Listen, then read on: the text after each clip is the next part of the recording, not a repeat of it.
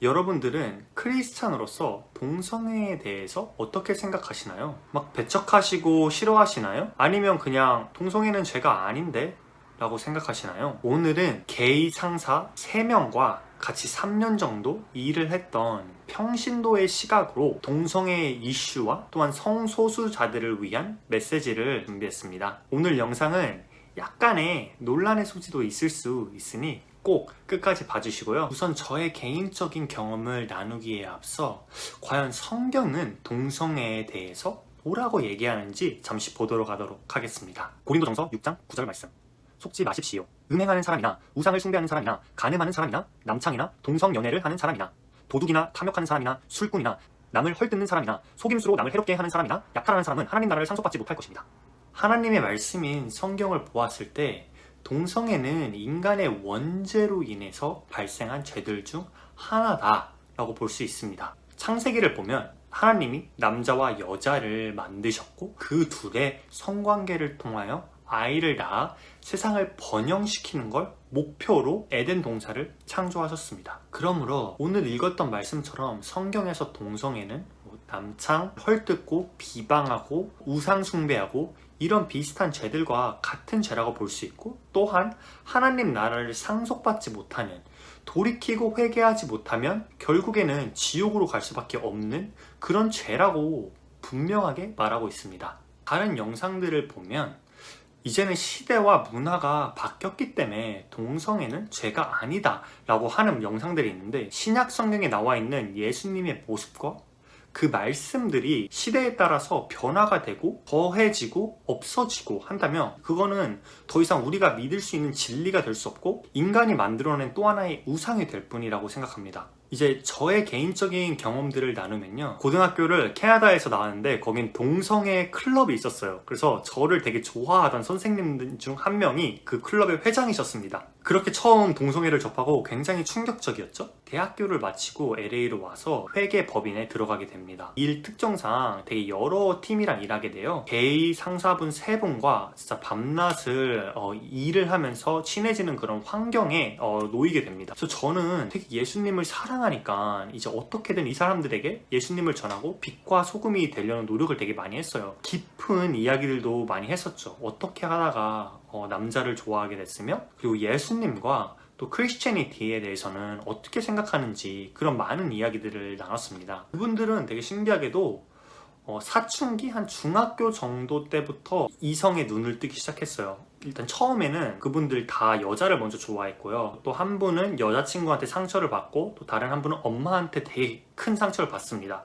그리고 나서 여자를 되게 싫어하게 돼요. 그러면서 남자를 이제 좋아하는, 되게 사람마다 다 다른 것 같아요. 어떤 분들은 태어나자마자 그냥 남자만 좋아했다 라고 하시는 이야기도 들은 적이 있고요. 근데 결론적으로 뭐 특별하게 게이라고 해서 뭐가 이렇게 다르거나 그런 건 느끼지 못했고 그냥 같은 사람이었어요. 그렇다면 우리가 크리스찬으로서 동성애를 어떻게 바라보고 성소수자들을 어떻게 대해야 될까요? 저의 생각은 동성애를 바라볼 때 되게 이런 다른 죄들과 너무 다른, 되게 특별하고 너무 큰 죄다 라고 인식하면 일단 안 됩니다. 왜냐면 뭐 음란, 우상숭배, 도둑질, 살인, 뭐 미워하는 거, 헐뜯는 거, 이거 전부 다 고린도전서에는 분명히 하나님 나라를 상속받지 못할 거라고 말하고 있어요. 또한 크리스찬으로서 성소수자들을 혐오하고 배척하면 안 된다고 생각합니다. 미워하는 감정과 생각은 사탄의 전략이며 우리 육체가 맺는 열매라고 갈라디아서 5장에 보면 나옵니다.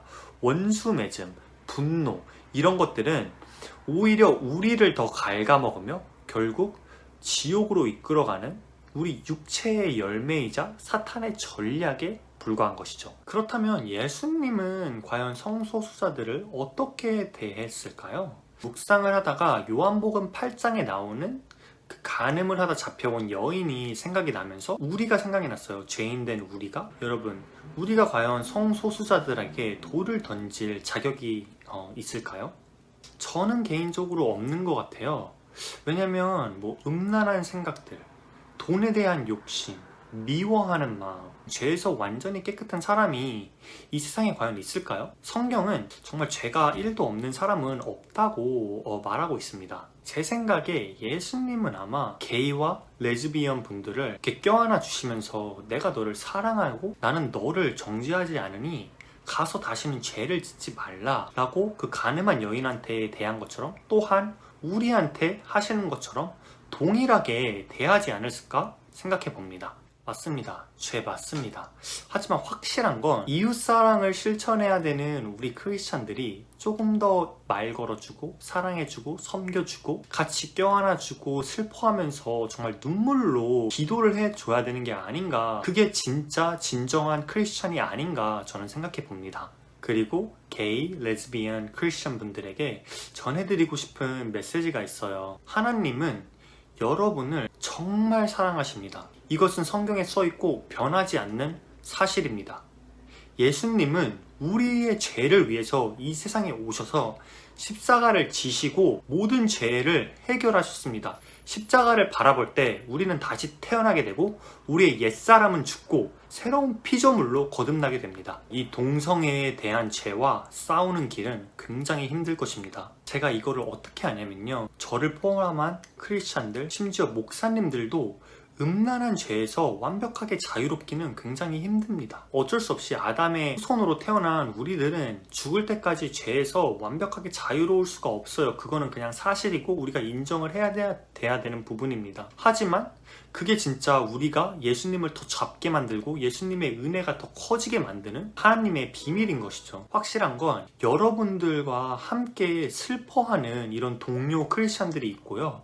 또한 그 좁은 길, 그 거룩을 갈망하며 그 길을 걷는 것을 포기하지 않는 수많은 크리스찬들이 함께하고 있습니다. 만약 이 죄와 싸우시다가 무너지더라도 괜찮습니다. 다시 진짜 십자가를 보시고 당당히 일어나서 그냥 선포하세요. 나는 새로운 피조물이야. 나는 하나님의 아들이고 자녀고 더 이상 죄는 나를 쇠사슬로 묶을 수 없어. 이렇게 하나님에게 도와달라고 기도하고 다시 일어서서 또 살아나가면 되는 겁니다. 그럼 어느 순간 하나님은 분명히 여러분들을 이 동성애의 죄에서 자유롭게 해주실 거예요. 시청자 여러분, 우리 진짜 같이 싸워요. 거룩함을 위해서, 죄에서의 자유함을 위해서, 주님이 준비해주신 그 크나큰 기쁨과 이 세상에서 천국을 누릴 수 있도록 하나님에겐 절대 불가능한 건 없습니다. 우리가 이길 수 없는 시험은 주지 않습니다. 이 말씀을 붙잡고 나아갈 때 우리는 반드시 승리할 수 있음을 저는 믿습니다.